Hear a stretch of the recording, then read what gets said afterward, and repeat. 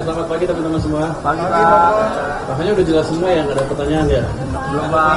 Tapi yang pertama saya ingin mengucapkan apresiasi kepada DPR sehingga pembahasan APBN dan anti APBN 2026 berjalan dengan lancar dan mulus, dan di dalamnya ada semua mungkin nggak maksimal tapi optimal yang bisa menjaga pertumbuhan ekonomi dan menjaga stabilitas di seluruh masyarakat kita.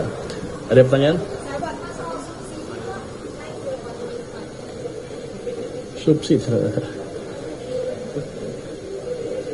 Subsidi saya lupa angkanya, tapi berapa? Naik nggak dibanding tahun lalu, tapi yang jelas masih ada, masih cukup banyak dan cukup besar. Soal peta jalan yang tadi diberikan Pak Said, gimana sih Pak soal peta jalan pengelolaan utang dan kemudian jatuh tempo utang di tahun ini berapa ya Pak? Oh, kalau kita lihat kan ada yang dari Demokrat kalau nggak salah bilang kan harus di manage secara countercyclical.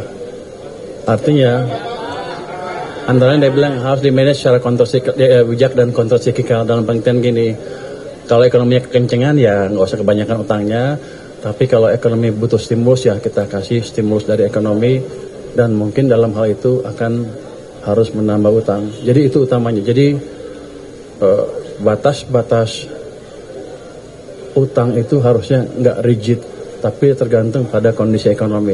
Tapi kalau saya lihat ke depan, harusnya kita nggak akan terpaksa menambahkan utang lebih, karena saya akan mendorong pertumbuhan ekonomi lebih cepat, sehingga dengan kondisi dengan APBN yang sama, saya akan mendapatkan pertumbuhan ekonomi yang lebih cepat dan pendapatan pajak yang lebih tinggi. Jadi harusnya saya tidak akan utang terlalu besar. Mungkin saya perkirakan ada kemungkinan utang yang saya terbitkan tidak akan sebesar yang ada di APBN.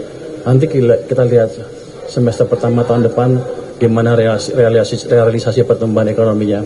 Saya pikir dengan memanage uang yang betul, yang baik, di mana uang pemerintah tidak mengganggu ekonomi, itu aja udah tambahan sedikit yang signifikan ke pertumbuhan ekonomi, dan otomatis ke pendapatan pajak kita. Kalau saya nggak salah hitung, setiap tumbuh 1%, tambahan tumbuh 1% ekonomi, saya dapat tambahan income sekitar 220 triliun atau lebih. Jadi itu yang kita kejar. Kalau tambah 0,5%, income saya tambah 110 triliun. Jadi itu yang kita kejar nanti. Maaf ya, belum Pak.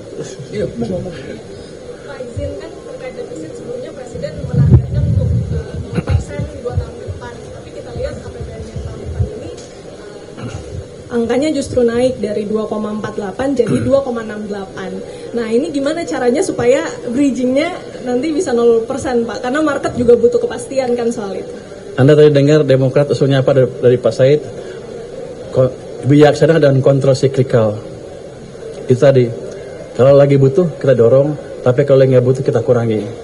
Kalau seperti sekarang, keadaan seperti sekarang, saya potong semua. Let's say belanja daerah nggak saya tambah, yang lainnya saya potong. Ketika ekonomi lagi melambat, akibatnya apa? Anda udah lihat kan beberapa minggu yang lalu ada yang mau besar-besaran. Anda mau itu? Jadi si pemerintah harus memikirkan itu juga. SNP dan lain-lain. Kita butuh stabilitas makroekonomi dan sosial politik untuk membiayai pertumbuhan yang lebih cepat, untuk memberi ruang bagi ekonomi untuk tumbuh lebih cepat. Kita harus lebih sedikit sekarang nggak apa-apa, toh masih di bawah 3%, kita jaga di bawah 3% kan. Jadi masih amat prudent.